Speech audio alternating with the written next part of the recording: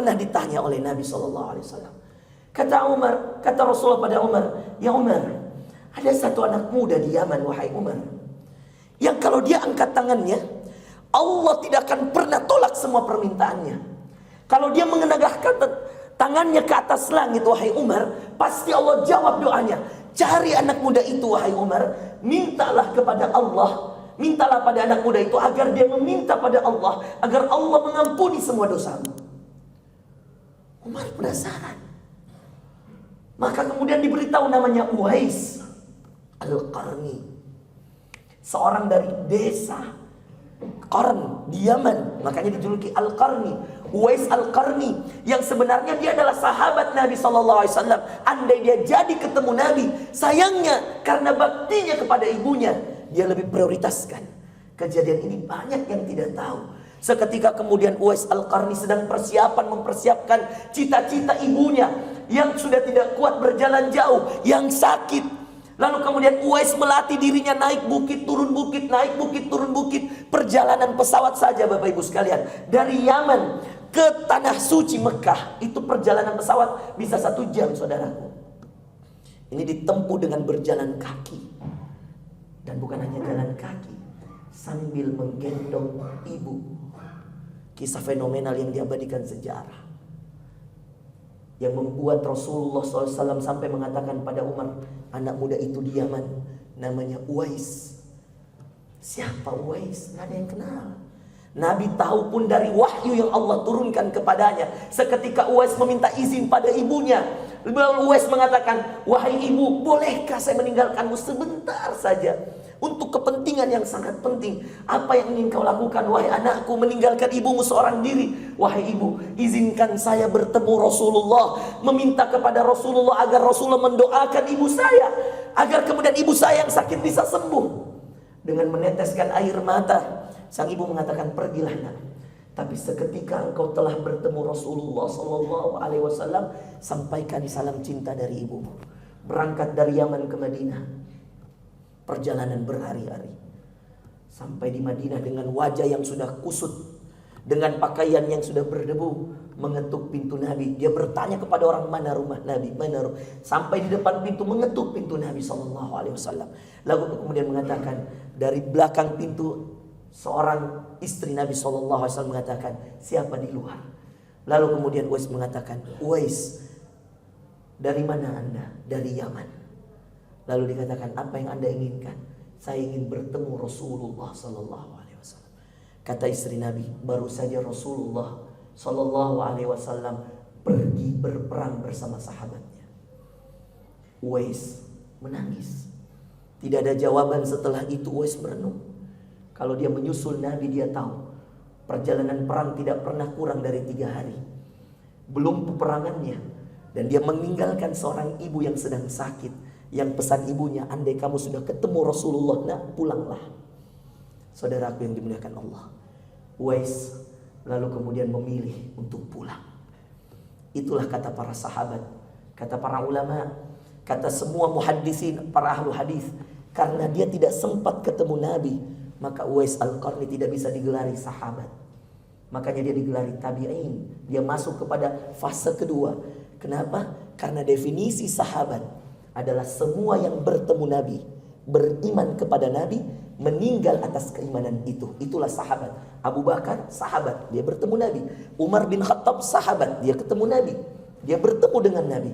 Maka kalau belum bertemu Nabi, walaupun sehidup dengan Nabi, semasa dengan Nabi hidupnya, kalau tidak pernah ketemu langsung, tidak bisa mendapatkan gelar itu, saudara sekalian. Dan siapa orang di antara orang-orang yang waktu itu hidup yang tidak ingin ketemu Nabi agar mereka menjadi sahabat? Karena semua sahabat Nabi di surga Allah. Ulang Uwais, saudara sekalian. Yang di benaknya apa? Ibunya. Kalau orang mengorbankan sesuatu untuk ibu, lihat balasan Allah. Ketika dia pulang, saudara sekalian, langit bergetar. Disitulah kemudian Rasulullah mimpi tentang seorang nama, yang kejadian itu diceritakan oleh Jibril. Ada seorang anak muda bernama Uwais datang dan menggetarkan arsy-Nya Allah. Bergetar arsy-Nya Allah ketika dia pulang, dia memilih ibunya, bahkan kepada Rasulullah SAW yang dia sangat cintai.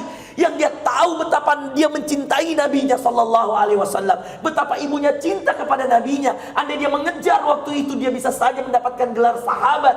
Tetapi apa saudara sekalian? Ibunya.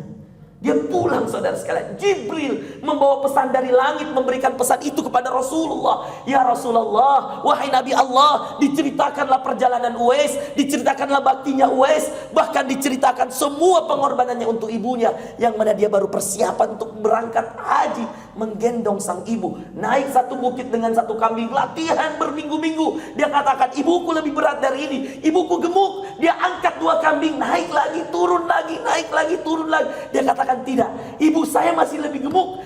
Dia angkat 3 kambing saudara sekalian, dia naik lagi, dia turun lagi, dia naik lagi, sampai kemudian dia mengatakan, kayaknya ibu saya seberat 3 kambing, apakah masih kurang? Lalu dia coba gendong ibunya. Dan ini kisah nyata saudara sekalian, dia abadikan dalam kitab-kitab hadis, dia abadikan dalam kitab-kitab sejarah. Malu ketika kita membaca kitab ini tentang mengingat perjuangan kita untuk ibunda-ibunda kita, baik yang masih hidup ibundanya maupun yang telah wafat. Maka Rasulullah menceritakan pada Umar dan pada para sahabat tentang seorang anak muda. Setelah itu saudaraku yang dimuliakan Allah, setiap kali ada orang yang mau berhaji dari Yaman, ditanya oleh Umar, afikum Uwais, afikum Uwais, afikum Uwais, ada nggak yang namanya Uwais? Nggak ketemu. Abu Rasulullah wafat, belum ketemu. Abu Bakar wafat, belum ketemu. Sibuk urus ibunya. Sang penggembala onta, sang penggembala kambing ini, Uwais, yang menjadi pekerjaan hari-harinya. Sepeninggal ibunya barulah ketemu dengan Uwais Al-Qarni. Lalu Umar mendapatkannya dengan cara ketika dia memimpin, dia kumpulkan semua orang-orang yang datang berhaji, lalu dia katakan, yang dari Yaman berdiri. Bayangkan, Khalifah Umar sudah penasaran, mana yang namanya Uwais. Tiap tahun dicari di perbatasan, tidak ketemu saudara sekalian. Maka kemudian dengan kekuasaan yang dia pegang sebagai seorang khalifah, dia katakan, mana yang dari Yaman berdiri. Bayangkan saudara sekalian, semua orang takut mendengar gemetarnya, menggelegarnya suara Umar bin Khattab radhiyallahu anhu. Mana yang dari Yaman? Ada apa orang-orang Yaman? Mana yang dari desa Al-Qarn? Yang lain duduk. Semua yang dari desa Al-Qarn berdiri. Umar mengatakan, afikum Uwais? Ada enggak yang diantara kalian namanya Uwais? Bertahun-tahun dicari oleh Umar, karena janji Nabi bahwa doanya pasti diterima, amalannya pasti dikabulkan. Nggak ada. Lalu ditanya, kalau tidak ada yang mengaku, cari tahu di mana Uwais. Salah seorang di antara mereka mengangkat tangannya. Apakah yang kamu maksud wahai khalifah, wahai Amirul Mukminin, Uwais sang penggembala? Dia katakan, apa kamu mengenalnya? Saya tahu dia sang penggembala dan dia hanya hidup sebatang kara dengan ibunya. Bawa saya sekarang ke sana. Dibawa, dan Uwais sambil menjaga ternaknya. Dikatakan, anta Uwais? Apakah kamu Uwais? Dia katakan, nah, saya Uwais wahai Amirul Mukminin. Saya Umar.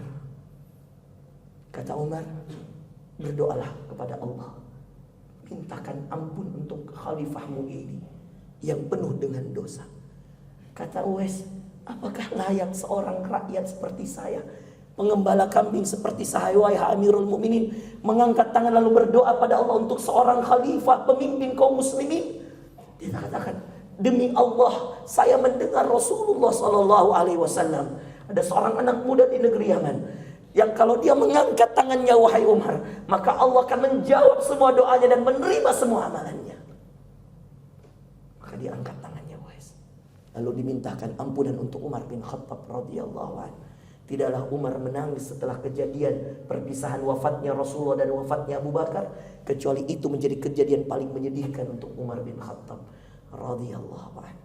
Saudaraku yang dimuliakan Allah, Uwais memang tidak jadi ketemu Rasulullah, tetapi kemuliaan Uwais menggetarkan langit. Allah tidak buta, Allah tidak tuli. Dia tidak dapat gelar sahabat di dunia saudara sekalian, tapi sahabat-sahabat mencarinya. Bahkan pemimpin sahabat yang kedua, Umar bin Khattab, tidak mau melewatkan pesan itu. Garansi doa diterima oleh Allah, garansi amalan diterima oleh Allah, karena baktinya pada ibunya. Saudaraku yang masih mempunyai ibu yang hidup, yang masih memiliki orang tua, kapan terakhir kali Anda bertemu dia? Jarak Makassar Bone dekat, jarak Makassar Jakarta dekat, Makassar Bulukumba dekat. Yang jauh adalah hatimu dengan ibumu. Yang jauh karena kecintaanmu terhadap dunia melebihi kecintaanmu pada surga yang jelas-jelas. Bahkan kakinya sudah bisa jadi surgamu, bahkan ridhanya sudah menjadi surgamu. Saudaraku, kesuksesan itu kecil, dunia ini lebih kecil. Yang jauh adalah ketika Allah ridho kepadamu lewat ridhonya ibumu. Carikan saya orang di muka bumi ini, saudara sekalian, yang kalau ibunya sangat sayang kepadanya, atau dia sangat sayang pada ibunya, lalu orang itu menjadi orang yang gagal di bumi. Carikan saya, saudara sekalian. Saya tidak pernah ketemu orang gagal lalu mengatakan saya gagal karena ibu saya. Tapi saya selalu ketemu orang, dan setiap kali saya ketemu orang itu, dia mengatakan saya sukses karena ibu saya. Termasuk orang yang berdiri di hadapan kalian, termasuk orang yang membangun masjid ini, yang masjid ini dinamakan atas nama ibunya, Ustadz kita Ustadz Dasar Latif, Masjid Hajjah Sintimah. Ini adalah cita-cita yang luar biasa, saudaraku yang dimuliakan Allah. Kalau kita belum mampu membangun masjid di atas bumi Allah, bangunlah masjid di hati ibumu, supaya dia tahu ada anak yang selalu mendoakannya pagi, siang, dan malam di setiap ruku dan sujudnya.